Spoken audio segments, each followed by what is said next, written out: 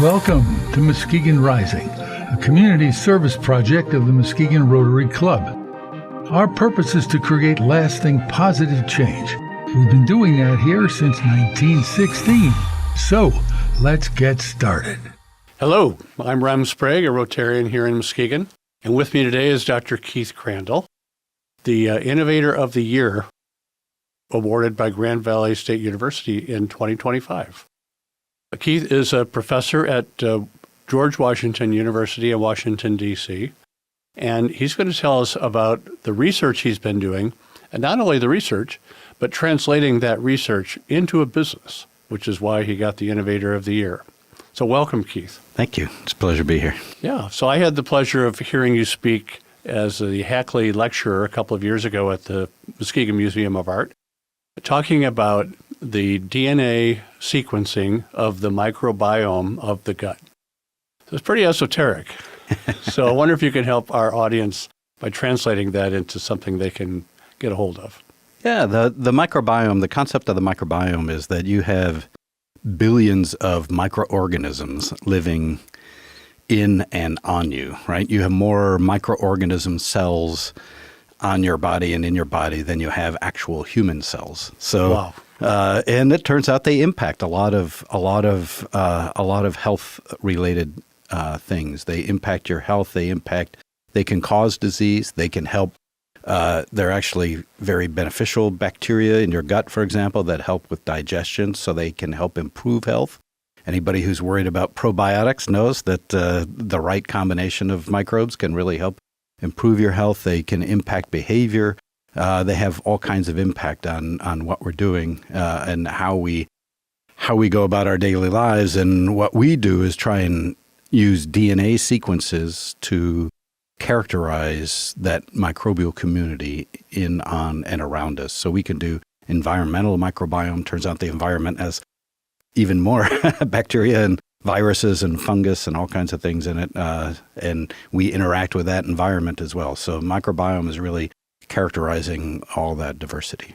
So individuals have different populations of these organisms? Yeah, in fact, I run a DNA sequencing core at George Washington University, and I have a lot of colleagues who come to me and say, I want to do that microbiome thing. And my first question is, okay, which microbiome are you interested in? We have people doing studies on nasal microbiome, on vaginal microbiome, on gut microbiome, which is usually stool samples. We have folks interested in urine and urine microbiome for urinary tract infections. We have a number of studies actually looking at mother-infant, newborns, and microbiome transfer, both through the gut, through the vaginal canal, and through breast milk, right? So we're trying to characterize all these different microbiomes, and we do all that with the DNA sequencing. So when you look at the microbiome of an individual who may have a disease, how do you build the relationship between the two? Ideally, we look at cases and controls. So either diseased and matched healthy individuals and look at differences and try and make inferences about what those different microbes might be doing. The easiest way to do this, the most clean way to do this is actually the National Science Foundation, the National Institutes of Health created data sets for a variety of cancers. It's called the Cancer Genome Atlas. So you can get these raw sequence data for cancer, for tumor and adjacent non-tumor tissue. So that's perfect because then you have from the same individual a case and a control. And then that's really powerful. It's often difficult to find appropriate controls when you're doing some of these sorts of studies. So if you have instances like cancer where you have tumor tissue and adjacent non-tumor, then it really makes a powerful comparison. And then we just look at the differences and then identify which microbes are different between those two, and then what those microbes might be doing from a metabolomics kind of perspective. Are they, what pathways are they impacting? what kind of metabolites are they producing, how are they impacting, associated with differences in human the host gene expression as well, to see what's going on with the host and how they're interacting. Have you been able to identify any correlation between certain DNA sequence patterns and disease states? Yeah, quite a few, actually. We have a unique piece of software that looks at, in addition to all these microbes living in, on, and around you, you also have what are called endogenous retroviruses. So viruses that have inserted their DNA into your genome. So a large portion of the human genome is actually made up of presumably relatively ancient viral DNA that's been inserted over evolutionary history. What we can do is look at that at human genomic DNA and then identify those viral fragments and then ask if they're being actively expressed. And a lot of them are. So these endogenous retroviruses, we've identified quite a few that are associated with various cancers. And in fact, there's a startup company that was founded a couple of years ago in New York that's based just on these human endogenous retroviruses and their impact on cancers. And they, I think within the first month, they raised like $50 million. Oh. My company hasn't done that sort of thing quite like that, but yeah, they've been very successful so far, and think obviously that there's a lot of promise in looking at these endogenous retroviruses and their impact in causing cancer and associated with even cancer treatment options. And you also mentioned in your talk that response to treatment can also be predicted to some degree by that population analysis of the fecal biome. Can you talk a little bit about that? Yeah, certain drugs impact various biochemical pathways, and that's how they function. And microbes interact with those pathways and can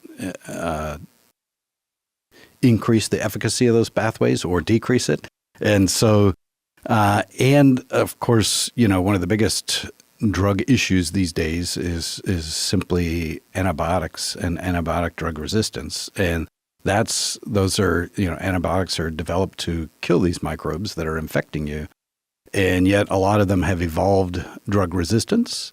So we can use this DNA sequencing to identify which antibiotic resistant genes. We can look specifically for that section of DNA and find out which genes are actually in your microbiome so that you can get prescribed antibiotics that will actually work against the microbes that are infecting you at the moment. So whether it's gut or whether it's a wound that's gotten infected, that we can target that specific. We've had people with eye infections. We've worked with the military and looking at. You have servicemen overseas that are, getting injured in foreign theaters and getting infected with who knows what, right? Because turns out the microbial world is still very unexplored. So there's a lot we don't know. But you don't need to know which species are there to identify drug-resistant variants for the drugs that we prescribe for antibiotics. So we can identify those resistant variants and then give that information back to a physician who can then pivot and prescribe an appropriate medication. So is this actually in practice anywhere currently, or is it theory? Yeah, in fact, we had one company that I started a few years ago called Microbiome that was doing this in practice. We would take samples from individuals working with physicians and sequence the DNA and then run our analyses and provide that information back to the physicians. We are actually highlighted on the NBC Today show, and they did the spot on this mother who had a 3-year-old who had a persistent urinary tract infection. And, the physicians had done all the tests, viral tests and bacterial tests, and nothing came up positive. She had been on antibiotics, still had this infection. It just wouldn't clear. And the mother somehow heard about us and sent a urine sample. We sequenced it, identified bacteria that were there, and then gave that information back to the physician, who then said, oh, yeah, with that, you need this antibiotic. And then she cleared up and was done. She had, been having a urinary tract infection for over a year as a 3-year-old, you can imagine, right? And the mother was just like, why don't more people know about this? And we ended up selling that company to LabCorp, which is a national diagnostics company. Hopefully they'll get it out there more. But what we want to do with this company, we have an even better methodology to identify what's going on in the microbiome. And it's much less labor intensive from a technical point of view for bioinformaticians. It's much more cost effective because you don't have to have a large reference database of genomes that you need to have with the previous method. And we're putting this out as a software as a service so that more people, more diagnostic companies, biotech companies, pharmaceutical companies can access the software to analyze the data. So we're hoping this will eliminate the difficulty, frankly, of having to have a sales force. I mean, that was our biggest problem, right? Doing actual sales and having a sales force to get out there and get our name out there and get insurance reimbursements for these sorts of things. That's a long, difficult road. And it also required us to have a wet lab at a CAP-CLIA certified lab. So there's lots of regulation around that and cost around that. So this time around, we're going to do the software as a service, which has less upfront costs associated with it, and hopefully a broader implementation and distribution of the technology. So would labs, sort of disseminated labs, be able to actually take the sample and do the analysis, or? Yeah, the idea is they have their samples. They either do the sequencing in-house. Even there are a number of hospitals now that have their own sequencing capacity. Most hospitals don't. But there are plenty of places where you can go to get DNA sequencing done.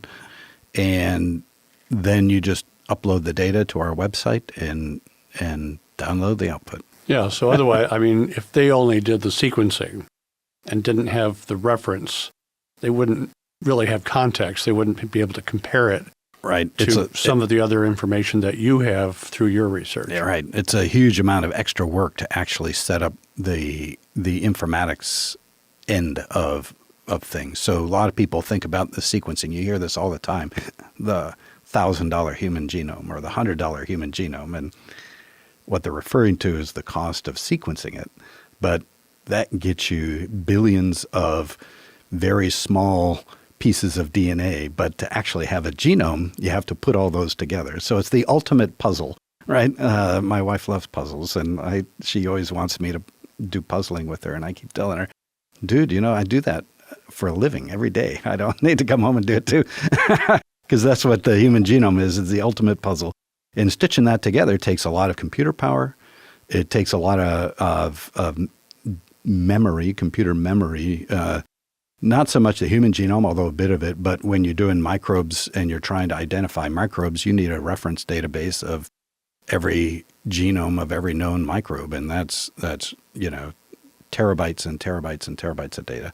So most biotech companies and certainly hospitals don't want to deal with that, don't have the personnel to deal with that, don't have the computational power to deal with that. So our company eliminates all that and just allows you to do the sequencing, which lots of folks are doing, or you can just go out of house, come to my genomics core, we'll do it for you, and then upload your sequences to the website. And we run everything in an Amazon Web Service, so we don't have that computing facility either, right? It's in Northern Virginia with all the other big data centers. And with AWS, we can actually set up a very secure server. So the data are all protected, so individual clients have assurances about their individual data. We don't see the data. They just are analyzed and then get the reports back. So it's pretty clean. Yeah, so this is just fascinating. The deep research that you did, I would characterize as esoteric. But then to translate that into a business that not everybody in research is able to make that translation. Can you talk a little bit about what maybe resources or just the way you're sort of built that enabled you to translate this really important research into an application in a business? Yeah, I think part of it is definitely how you're built, right? Because there are plenty of academics. I have lots of academic friends who just, disdain that whole concept, right? They don't want to dirty their hands with non-academic activities. But in bioinformatics is one of these fields where some academic jobs, I have a son getting a PhD in philosophy, right? On average, philosophers are employed by universities, right? They get other jobs because of the skills they're developing, but I haven't seen many job advertisements for a philosopher, right? So, but if you look at bioinformatician, health informatics, there are lots of jobs out there. So what I try and do as a faculty member is not only do exciting and productive research, but also train individuals so that they can get a job. I'm a dad. I have 5 kids. I love to have my kids employed, and I think every parent wants to have their kids employed. So it's that kind of area of science that is very employable, and so I want to have deep connections into the industry arm of things as well as the academic arm, so that I understand what's going on in industry, and my students can therefore benefit by that knowledge and those connections when they're taking the next steps, either after a bachelor's degree or master's or PhD. I have one student, PhD student, who's in his last year, who just got back from an internship this summer at a company. PhD students don't often do internships, but we want our students to get out and into industry so they see academics, right? You're a PhD student, you see academics ad nauseum, and you know what that looks like. But not many of them get out into industry. So with internships and these connections that we have, students can get out into industry, see what that is like. And often, they go back to those companies or get that exposure and decide, well, yeah, that was fun, but that's not for me, right? So experience, though, is really powerful either way it goes. So I want to get that industry experience, and just the thought of starting up a company was fun. I did my first company over 20 years ago. It's a consulting company, Genoma LLC, and I still own and run that company, and I run all my consulting through that. I do a lot of consulting with industry, with pharmaceutical companies and biotech companies.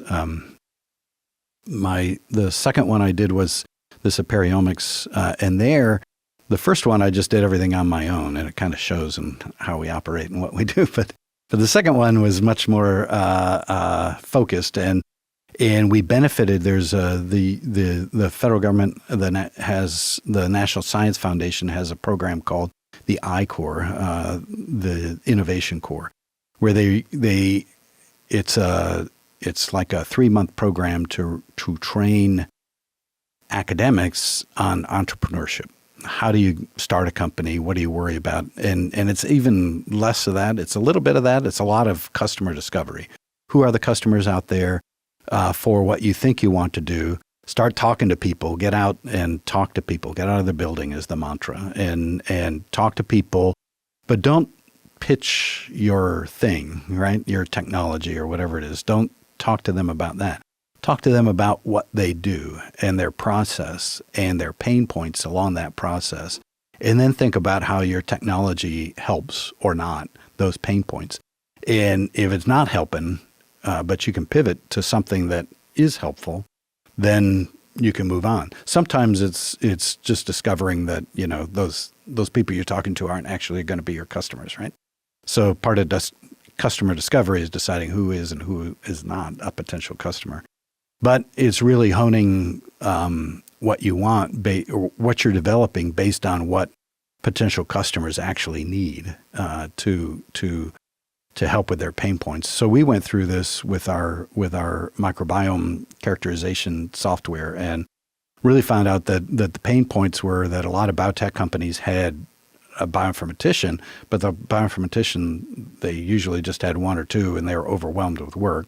So having a software as a service where they could just put data in and get results out really helped that individual with their job, because then they could focus on other things and yet still get results back to the lab people and the scientists and the clinicians who needed that information. We also discovered that a lot of them have proprietary data and information that they want to include in the analyses, but the canned pieces of software don't allow that. They come with baked-in databases that you can't really manipulate much. And so we found out that our approach is highly customizable, which really works well with this diversity of clientele that we were able to talk with and investigate with the NSF I-Core. The other program that we benefited from previously and have an application in now is the NSF, the National Science Foundation, and the National Institutes of Health, the Department of Defense, every federal agency, USDA, they all have something called an SBIR, a Small Business Innovative Research Grant Mechanism. And they're required to put a certain percentage of their budget towards these SBIR grants. And they're to further develop technology into commercialization potential.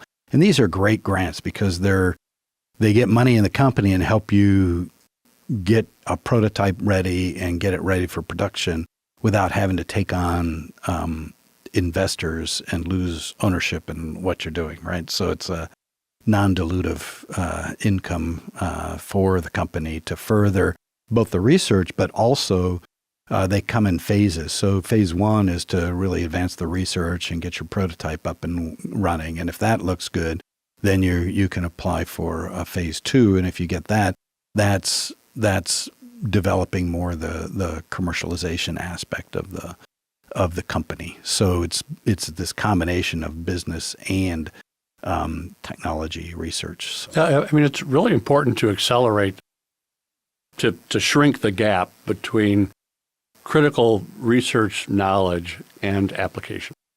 And to your point, a lot of academics don't want to get their hands dirty in the business side. And they're more pure theoreticians or experimental specialists in their field. But if it doesn't apply to the general public, to customers, to business, it sort of sits isolated as a piece of knowledge that maybe it'll be picked up at some point. Well, I think it's fundamentally important to be doing basic research too, because you never know what that might turn into with the next round of research. So, I mean, the internet, right, was developed on National Science Foundation funding basic research because a bunch of physicists didn't want to go outside the building and talk to each other. It was easier to send messages over the internet. So they developed that internet infrastructure to do that. So, and who knew it would turn into, how we all communicate now, right? So you never know. That's that's why we fund basic research in this country and many other countries is because you don't know, and it provides the foundation for the more applied stuff. I'm just in a field in bioinformatics where we can do a bit of both and do that foundational research, but also build on that and think about translational research into health and other applications. Well, this has been a great conversation, Keith. The whole concept of the deep research and finding a connection by the same person was fascinating, and really now understand fully why you received the Innovator of the Year award from Grand Valley. Thanks for having our conversation this morning, and I wish you the very best. All right, my pleasure. Thank you for having me.